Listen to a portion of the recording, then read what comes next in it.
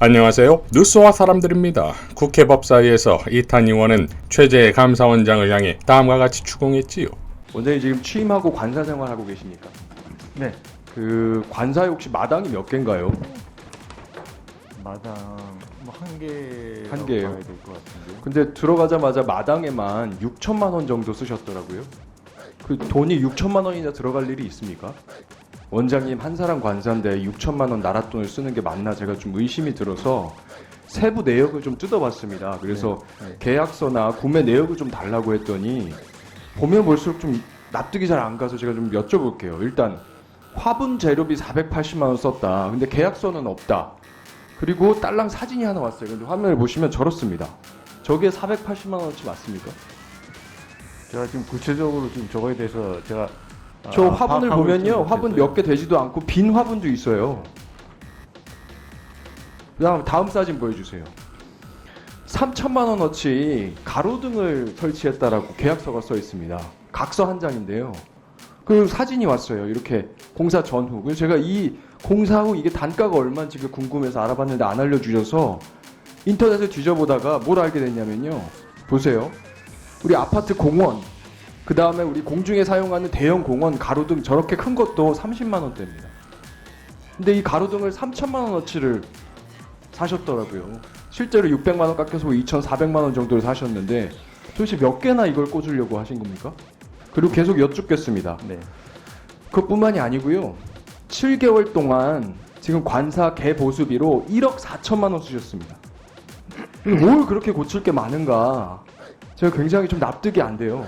이 1억 4천만 원이라는 돈이 지금 감사원장님 관리하시는 9개 청사에 1년치 전체 건물 유지비의 64%를 쓰셨습니다.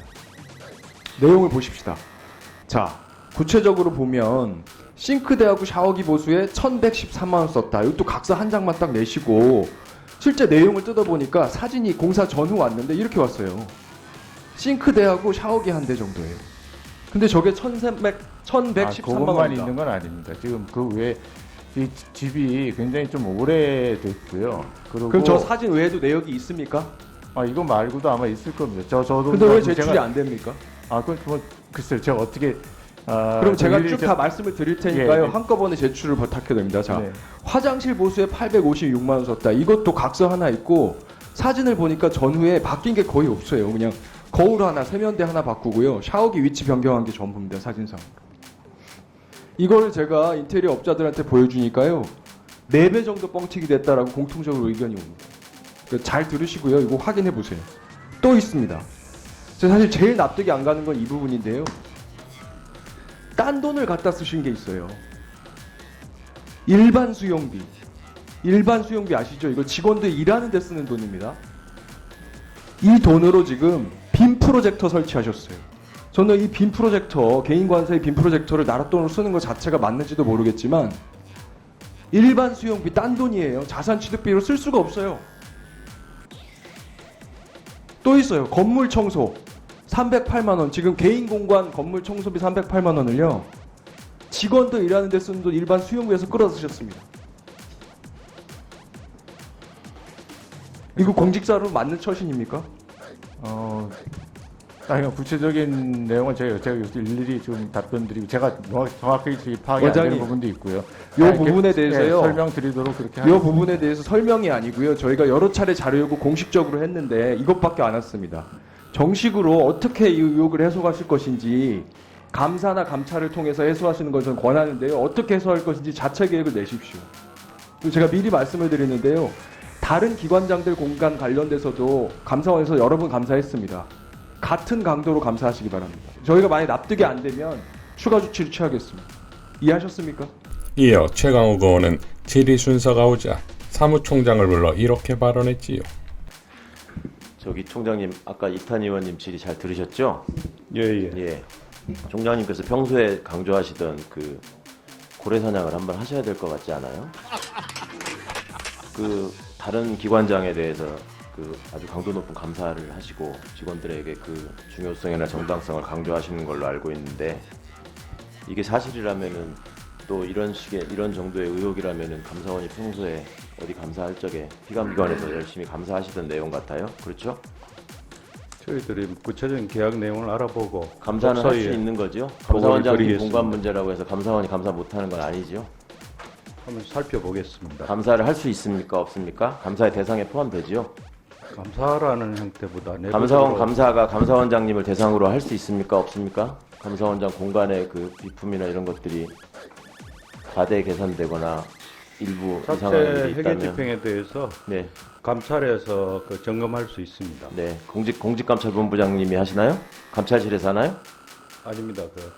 감찰관실에서 하고 있습니다. 예, 아까 요청드린 대로 잘 해주시기 바랍니다. 들어가십시오. 자, 이탄 의원과 최강욱 의원의 환상 콜라보지요. 감사원장의 관사비리 의혹으로 감사원장을 잡고 문재인 정부의 무차별 감사를 진행하면서 피라미급이 아닌 고래를 사냥하라 했던 감사원의 실세 유병호 사무총장을 동시에 박살냈다 이겁니다. 자, 4배 뻥튀기로 보인다는 인테리어 업자의 의견이 있는 것인데, 그러니까 이런 예산 비리를 감사하는 기관의 장이 정작 자신이 사는 관사를 이렇게 하고 있었다는 겁니까? 집행할 수 없는 예산을 집행한 것도 심각하지요. 그러니까 경정권의 아이덴티티, 불공정과 몰상식에 궁극의 내로남불이 또 드러나는 거 아니겠습니까? 곽상도 50억 수사에 대해서 김승원 의원은 한동훈에게 다음과 같이 발언했지요. 이게 지금 2011년도에 부산저축은행 불법 대출에 대한 전방위적인 수사가 있지 않았습니까? 최재경 단장님을 위시해서 여기 우리 윤석열 대통령님도 거기 계셨고, 또 판결문에 보니까 이원석 지금 이제 총장님도 아마 판결문에 이제 이름이 있더라고요. 그렇게 돼 있는데, 지금 이제 부산저축은행 많은 PF 현장 중에 오로지 대장동만 지금 수사가 안 되었거든요. 그 2011년 10월 달에 이미 예금보험공사는 그 부산저축은행 대장동 PF 건이 쪼개기 대출, 그 다음에 부실 대출, 담보 없는 대출이라고 해서 이거 문제가 있다, 이거 수사해야 된다라고 하는 보고서를 2011년 10월 달에 벌써 냈습니다. 그러니까 그 대장동, 그러니까 그렇죠. 부산저축은행 수사팀에. 그런데도 수사가 진행이 안 됐다는 거고요. 또 정영학 씨 녹취록에 보면 거기 대출을 알선했던 조모 씨에 대해서 가서 차 한 잔만 마시고 오면 된다. 그래서 정말 갔더니 차 한 잔 마시고 그 다음에 수사가 진행이 안 되더라. 그런 녹취도 있고요. 다음으로 예금보험공사가 2013년도에 또 이거에 대한 보고를 해서 이게 불법 대출이니까 회수 방안으로 수사를 해라 라고 이제 진행을 하려고 그랬는데, 정영학 씨 녹취록에 보니까 이런 말이 나와요. 수사관이 그 대장동 일당에게 뭐라 그랬냐면, 검사장이 전화를 하셨더라고요.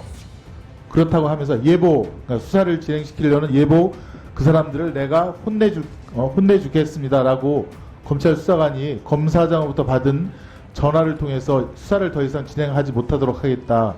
그런 말이 대장동 일당들의 그 녹취록에 다 나오고 있습니다. 이 부분에 대한 미진한 수사를 반드시 이번만큼은 진행해야 되고, 검찰에서 안 한다면 저희가 특검을 통해서라도. 우선 2011년에 있는 저축은행 수사를 가지고 지금 2015년 막 그렇게 이어진 대장동에 연결시키는 건 좀 무리하다고 보고요.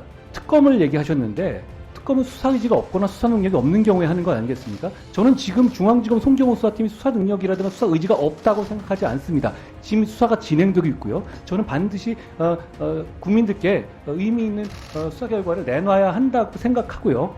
어차피 수사 지휘하는 문제는 아니지만 너무 당연한 문제 아니겠습니까?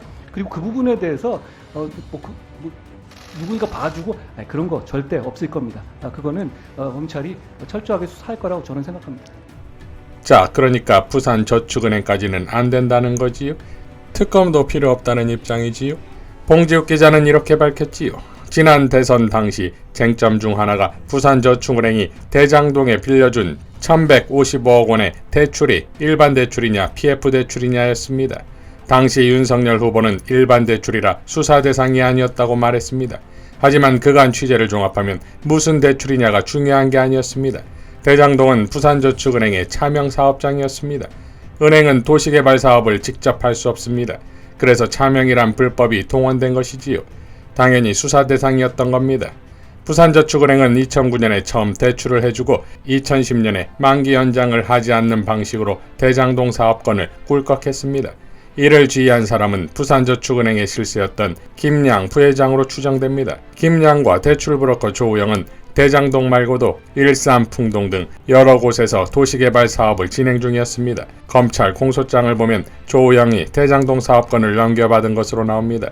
이를 뒤집어 보면 부산저축은행이 대장동을 접수했고 대리인으로 조우영을 투입했던 사실을 검찰도 이미 알았던 겁니다.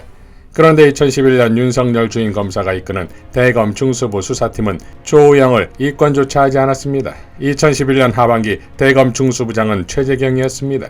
조우영은 2012년 중앙지검, 2013년 성남지청 등에서 연타로 수사를 받지만 아무런 처벌을 받지 않았습니다. 정영학 녹취록에는 고위 법조인들이 이들에게 도움을 준 정황이 생생하게 기록되어 있습니다. 법조 로비가 낳은 문제는 바로 이겁니다. 대장동에 투입된 저축은행 대출금은 총 1,805억 원입니다.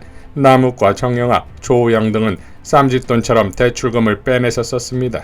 1,016억 원은 대장동 토지 계약금으로 들어갔지요.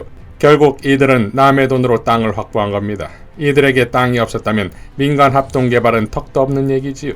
그런데 만약 그때 이들이 정당하게 수사를 받았다면 땅에 묻혀있던 계약금 1,116억 원은 되찾아서 저축은행 피해자들에게 돌려줄 수 있었습니다. 사진은 2021년 11월에 예금보험공사가 작성한 문건입니다. 대장동에서 회수하지 못한 저축은행 대출금은 원금 383억 원, 이자까지 합하면 2,628억 원입니다. 현재 기준으로는 3천억 원이 넘겠네요. 대장동 개발로 총 1조 원이 넘는 순이익이 발생했습니다. 하지만 3천억 원에 달하는 저축은행 대출금은 지금으로선 되찾을 수 없습니다. 대장동 개발의 종잣돈은 서민들의 피눈물이었습니다. 윤석열 후보는 왜 10년 전 일까지 끄집어내느냐고 말했지만 철저히 끄집어내서 수사를 해야 하는 이유가 바로 여기에 있습니다. 검언유착형 법조 비리를 낱낱이 수사해야 대장동 불법 수익을 저축은행 피해자들에게 돌려줄 방도가 생깁니다. 참고로 대장동 대출을 알선한 조우영은 천화동인 6호의 실소유자입니다. 정영학 녹취록을 보면 조우영이 로비와 비자금 조성에 관여한 흔적이 나옵니다. 그런데 그는 이번에도 수사망을 피했습니다. 2011년에 그를 도와준 건 박영수 변호사였습니다. 그렇다면 이번엔 누구일까요? 저는 그분이 몹시 궁금합니다. 혹시 아시는 분은 제보 부탁드립니다. 라고 밝혔습니다. 자, 그러니까 대장동 특검의 시작은 부산저축은행이어야 하는 것이며 이는 곧 경정권의 진짜 정체를 밝힐 서막이 될 것입니다. 이상 뉴스와 사람들이었습니다. 시청해주셔서 감사드립니다.